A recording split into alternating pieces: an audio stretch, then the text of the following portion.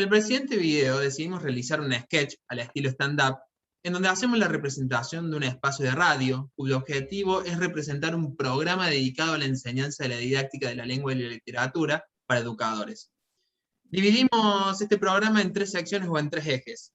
El primer eje lo llamamos radiolingüística, comunicación con un pedagogo inglés para hablar sobre alfabetización.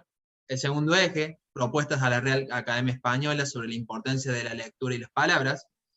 Y por último, el tercer eje, que habla de la consulta a un maestro sobre cómo enseñar escritura a sus alumnos. Entendemos que necesitamos pensar una escuela distinta, recrearla, ya que es el único lugar que viene quedando para la socialización, para el encuentro con el otro.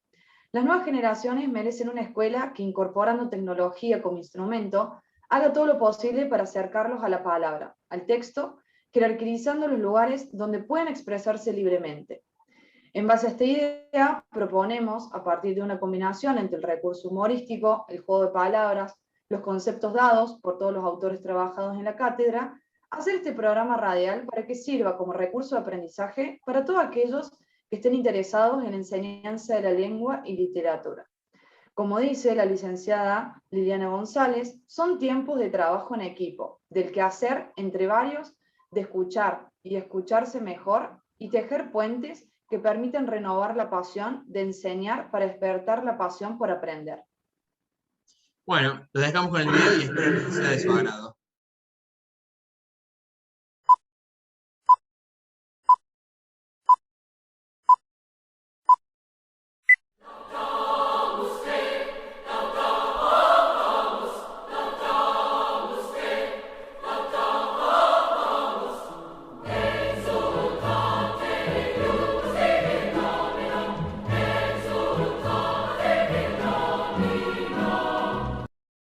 Bienvenidos a Radio Lingüística, un espacio creado para los docentes interesados en la lengua y la literatura.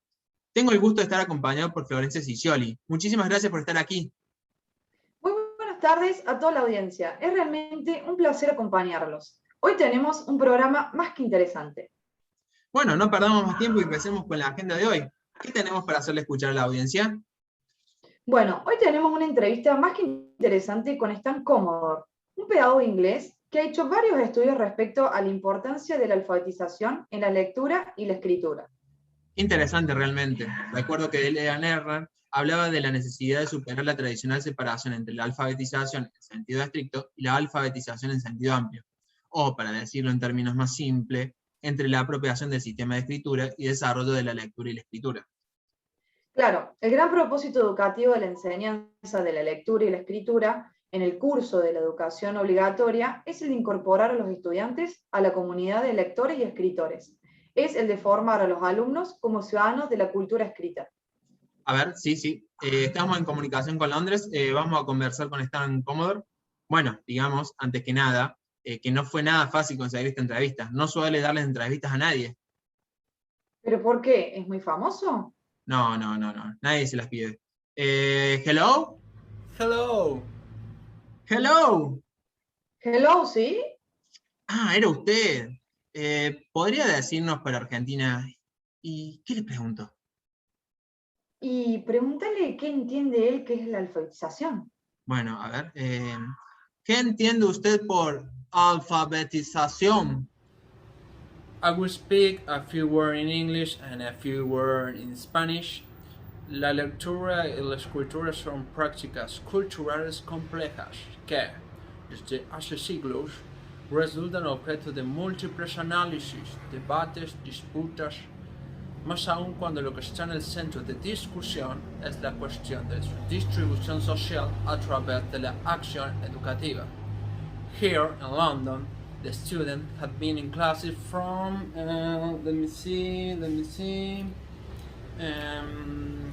11:40. Traducí. Y no sé.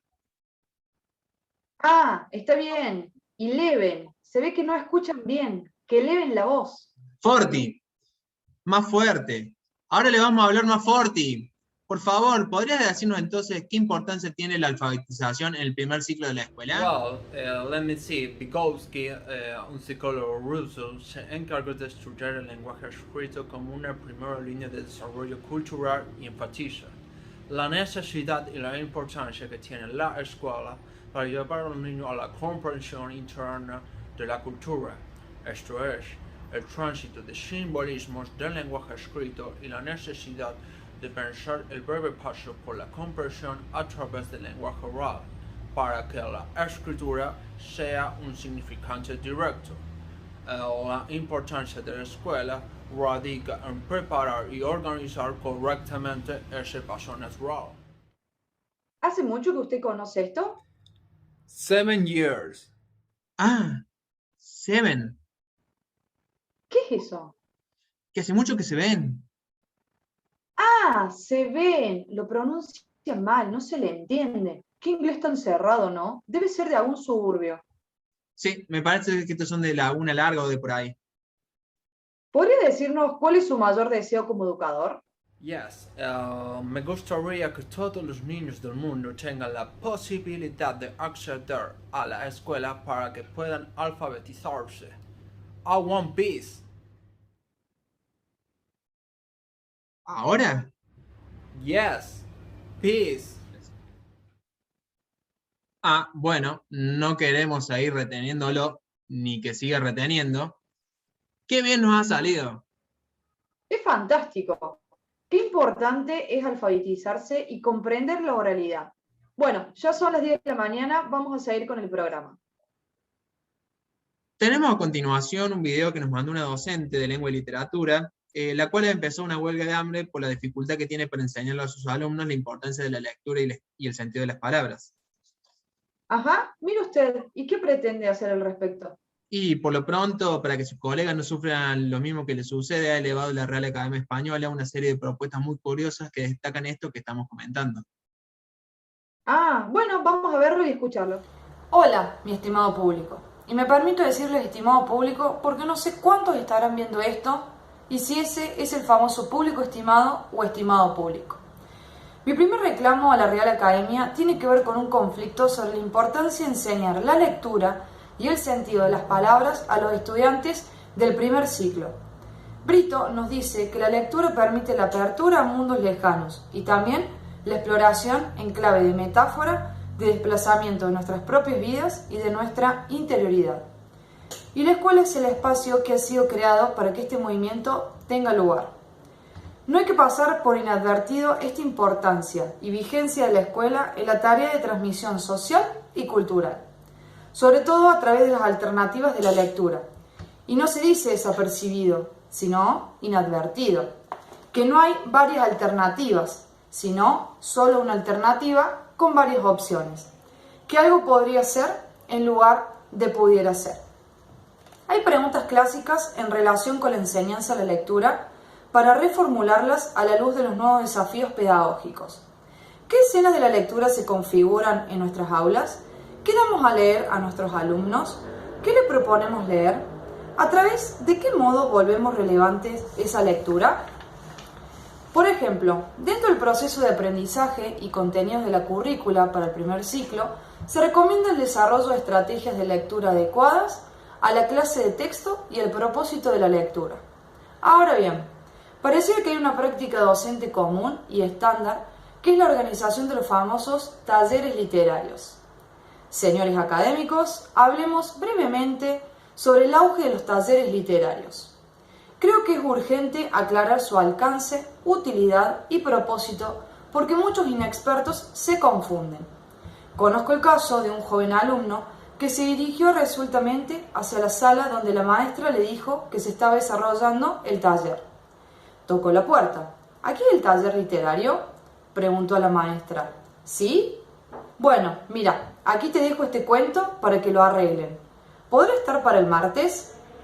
Para ir cerrando el discurso, me gustaría hablar de las confusiones y problemas que tenemos para la enseñanza de la lectura de las ciencias naturales.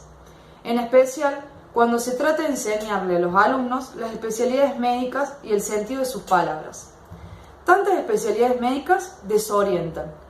Hace poco, en una clase, un alumno clasificó algo que debía ser puesto en la sección de virología, en la sección oftalmología y óptica. La confusión se produjo porque el artículo se llamaba la hepatitis B.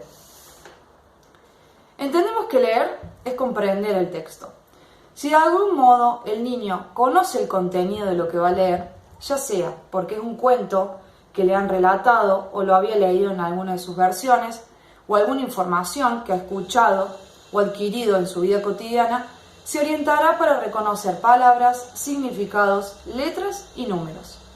Son pistas que él encuentra ante la necesidad de leer que le presentan las circunstancias y también buscando el placer que le procura la lectura compartida, aunque sea simulada. Ahora, ya para despedirme, les voy a leer Invocación al Amor, un texto de mi autoría, el cual ilustra esto de lo que estábamos hablando. El texto se titula La vida hay que vivirla, que es para lo único que sirve. Como decía Atila, rey de los hunos, amaos los unos a los unos. O como brindan los traficantes de armas, armaos los unos contra los otros. Precios especiales. Brindemos y levantad las copas, y mamaos los unos y los otros. Y si queréis salir en la foto, arrimaos los unos a los otros. Para llegar a ser un lector estratégico que verdaderamente pueda crear significados a través de una comprensión activa, el niño debe ser capaz de automotivarse y de monitorear su propia comprensión, recapitulando, revisando, cuestionándose, corrigiéndose. Un lector competente tiene un plan para comprender. Y para eso, los docentes debemos ayudar a los niños a dilucidar sus propias estrategias de lectura. ¡Wow! ¡Qué propuesta más interesante nos acerca esta docente! Realmente espero que los honorables miembros de la Real Academia Española estudien sus propuestas. Como el tiempo es tirano, se ha pasado el tiempo del programa por el aeropuerto. ¿Cómo por el aeropuerto? Y volando. Bueno, mejor pasemos a la sorpresa que tenemos para el final del programa. El famoso pedagogo Paulo Freire nos ha preparado una ponencia respecto de los conceptos más importantes que tenemos que saber a la hora de enseñar la escritura de textos a nuestros alumnos. Bueno, lo veamos. La siguiente exposición ilustra los estudios llevados a cabo por famosos pedagogos de la historia de la educación que se encargaron de estudiar la enseñanza de la escritura. Todo empezó cuando Castedo, crítico, se refirió a la enseñanza de la escritura. Con estos términos, claro, le faltan términos. No le han puesto arriba de la T la diéresis, no le han puesto la diéresis. Es un error de la hipotimia. Es necesario entender a la escritura como la primera tecnología de la palabra, separándolo de la idea que la confunde como una actividad motriz relacionada con la orientación espacial y corporal. La verdadera naturaleza de la escritura está en su significado, que es tan independiente de su aspecto gráfico como la palabra de su aspecto sonoro. Castedo se ha creado fama de pedagogo espiritual, pero come de todo, pero con métodos pocos, con métodos poco claros. Hay dos métodos o enfoques de la enseñanza del sistema de escritura en la escuela: la enseñanza directa y la enseñanza contextualizada y reflexiva. Mientras que la primera tiene un enfoque cognitivista, donde se enfatiza que el niño puede identificar previo a la escritura las palabras y las letras y que pueda descomponerlas en sus respectivos sonidos. Y la enseñanza contextualizada y reflexiva enfatiza el trabajo de la escritura y la lectura de los niños por sí mismos, donde se enfrentan con una serie de problemas. Entienden que leer y escribir son prácticas culturales, cognitivas, lingüísticas y discursivas diversas que están en constante transformación y se aprenden practicando y reflexionando sobre los modos de hacerlos. Podríamos llegar a admirarlos siempre. ¿Y cuándo tomaremos? Siempre y cuando tomáramos en cuenta su tenaza. Su tenaz ambición, son dos palabras. Tenaza, ambición. Por estudiar la forma de comprensión del lenguaje escrito. Marin, en lingüística y enseñanza de la lengua, que se basaba en una vieja idea,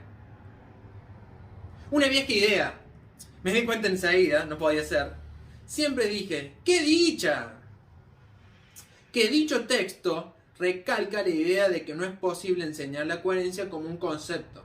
Su presencia es lo que caracteriza un texto y le diferencia de una sucesión de las palabras o construcciones. Aplicar la lingüística del texto en el aula es ocuparse de cómo producir un texto bien cohesionado, bien estructurado, o cómo usar ciertas marcas de los textos para guiar la interpretación lectora. Y por eso Marín soportó. ¡Ha batido un huevo! Soportó, abatido, un nuevo fracaso por intentar corregir las desigualdades producidas en la escuela y por los maestros que se someten a las prácticas de enseñanza hegemónicas basadas en el cognitivismo estructurado. Por estos días, Marín enfrentó grandes problemas. Chocó con la bici, con las vicisitudes más adversas. ¿Qué le tocaron? Que le tocaron en suerte, vivía acostado por las dudas. Vivía acosado por las deudas. La deuda de los métodos de enseñanza de la escritura que no se adaptaron a la presencia de las nuevas tecnologías.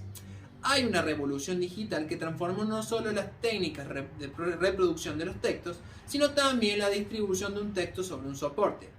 Leer un texto frente a una pantalla no corresponde ni a los gestos ni a las operaciones intelectuales propias del libro impreso. Marín, que era la persona idónea, compuso a continuación su célebre texto Aquí termina la anécdota. Pero él te mató. Da, vía, da. Para. Más. Pero el tema todavía da para más. Esto es todo, esto es todo, todo esto, esto es, todo esto, todo esto. ¿Qué es esto? ¿Qué es un texto? Un texto es objeto frecuente y de amplia circulación en esta sociedad en la que utilizamos la escritura. En general puede decirse que la definición más tradicional del texto ha sido el de producto escrito, ya fuera fragmentado o completo. Pero siempre un texto se define por su coherencia. Es un entretejido de significaciones que puede reducirse a un significado global, pero se lo considera una unidad de comunicación. Esto es todo. Muchas gracias. Queda claro con esta exposición la importancia de los textos, sobre todo de su coherencia. No podría estar más de acuerdo. Necesitamos que esa coherencia debe ser percibida por el receptor y orientada al fin comunicativo que tienen las personas y la finalidad que tenga el texto. Todo esto cohesionado conforme a elementos gramaticales y de vocabulario. Sí, es necesario que los educadores adopten una perspectiva que les permita, a partir de aquellas tensiones entre lo deseable y lo posible, entre lo previsto y lo imprevisto, identificar los desacoples producidos entre su enseñar y los aprendizajes de los alumnos dentro del aula. Se nos ha pasado en el aeropuerto el programa. Es hora de despedirnos de toda la audiencia. Muchas gracias por su compañía y nos vemos en un nuevo episodio de esto que hacemos llamar Radio Lingüística.